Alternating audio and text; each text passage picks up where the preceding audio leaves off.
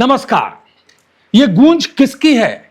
क्या ये गूंज भारतीय कॉकरोच पार्टी के मंच पर पड़े थप्पड़ों की गूंज है? नहीं, ये गूंज तो असल में नई दिल्ली में 8 जून को हुई इंडिया गठबंधन की बैठक में दिए गए leader of opposition Rahul Gandhi के भाषण की गूंज है।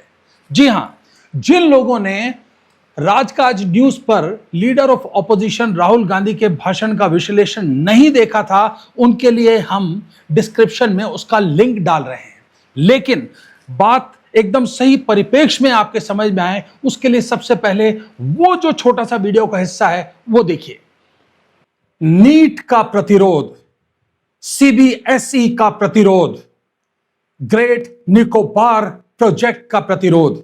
यानी राजकाज न्यूज सबसे पहले इस बात को एनालाइज कर पाया था कि राहुल गांधी के प्रतिरोध के मुद्दे क्या होंगे और उनका तरीका क्या होगा। हमने बिना किसी लाग लपेट के ये बात रखी थी।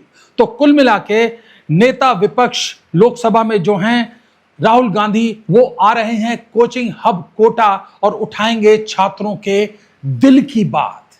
तो सवाल यह है कि आखिर नीट इतना अहम मुद्दा क्यों बन गया है? आप भी इतने दिनों से अखबारों में पढ़ रहे होंगे, मेरे पास भी हमारे कई दर्शकों के फोन आए, कईयों के मैसेज आए हैं और वो चाह रहे थे हम इस पे वीडियो बनाएं। तो हम विचार कर ही रहे थे कि राहुल गांधी ने 17 जून को कोटा में अपनी रैली प्रस्तावित कर दी। तो मैं सबसे पहले तो आपको यह बताना चाहूंगा कि नीट इतना महत्वपूर्ण क्यों हो गया है। अगर हम थोड़ा सा पीछे चलें तो जब साल 2014 में नरेंद्र मोदी की सरकार बनी, वे पहली बार प्रधानमंत्री बने, तो उस वक्त देश में नीट की व्यवस्था नहीं थी। यानी उस वक्त देश में होता क्या था कि हर राज्य अपना मेडिकल एंट्रेंस एग्जाम कंडक्ट करता था। जैसे राजस्थान में पीएमटी हुआ करता था, एक ऑल इंडिया पीएमटी भी होती थी। इसके अलावा जो बड़े नामी इंस्टीट्यूट्स थे, मेडिकल कॉलेजेस थे, वो अपने एंट्रेंस एग्जाम्स भी कंडक्ट करते थे।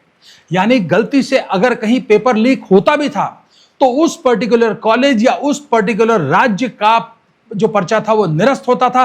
बाकी पूरे देश के मेडिकल छात्रों को उसकी कोई कीमत अदा नहीं करनी पड़ती थी, उनका भविष्य खराब नहीं होता था, साल खराब नहीं होता था। लेकिन साल 2016 में मोदी सरकार ने नीट की स्थापना की, यानी कि एक सेंट्रलाइज्ड मेडिकल एंट्रेंस एग्जाम होगा और उसके बाद से यह बिल्कुल ऐसा ही चल रहा था। अब इसकी सजा यह हुई कि अगर एक भी पर्चा लीक होता है तो फिर पूरे देश का पर्चा निरस्त किया जाता है।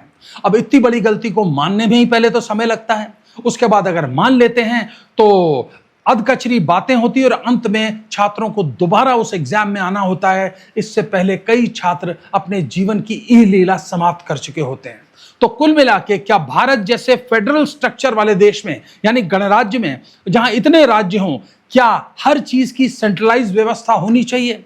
अगर ये सेंट्रलाइज्ड व्यवस्था ना हो, केंद्रीकृत व्यवस्था ना हो, तो निश्चित तौर पर हर राज्य अपने छोटे स्तर पर अपने पर्चे एग्जाम्स जो हैं उनको करके और बिल्कुल बिना किसी लीक जैसी घटना के छात्रों के भविष्य को एकदम सुखद बना सकता है। तो ये एक कारण हुआ नीट पर आज बात करने का। लेकिन एक इससे भी गंभीर, इससे भी बड़ा कारण है। बस आपको मेरे साथ थोड़ी सी गिनती सीखनी होगी। आप जानते हैं कि हमारे देश में सिर्फ बड़े बड़े कोचिंग इंस्टीट्यूट्स, मैं छोटे गांव कस्बों के कोचिंग इंस्टीट्यूट्स की बात नहीं कर रहा हूं, मैं बात कर रहा हूं उन बड़े बड़े कोचिंग इंस्टीट्यूट्स की जो मेडिकल एंट्रेंस की तैयारी करवाते हैं दिल्ली, मुंबई, जयपुर, लखनऊ, कोटा जैसे बड़े शहरों में।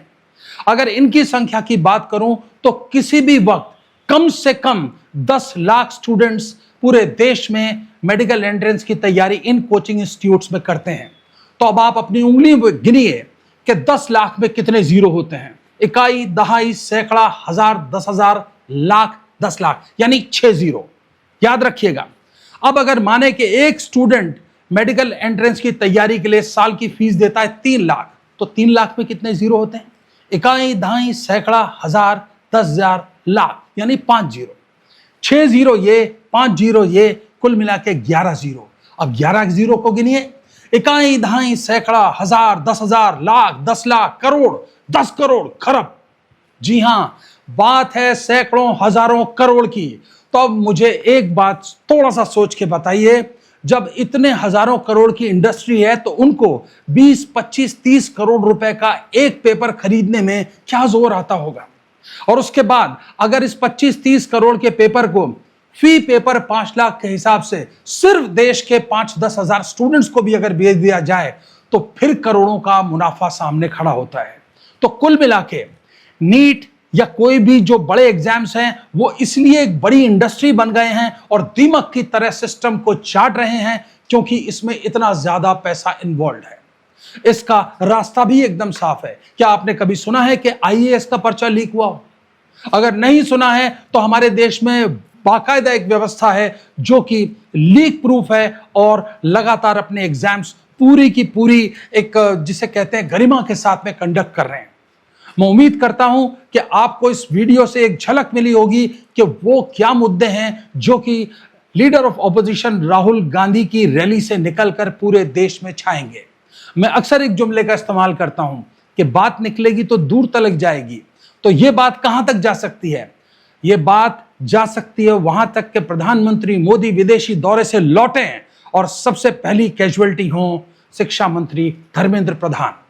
अगर आपको ये वीडियो अच्छा लगा है तो इसे लाइक कीजिए, सब्सक्राइब कीजिए, उससे हम जैसे पत्रकारों का हौसला बढ़ता है। अपने राय इस वीडियो के बारे में बेबाक राय मुझे जरूर दीजिएगा। नमस्कार। आप देख रहे हैं राजकाज न्यूज। राज की हर खबर से रहिए बाखबर।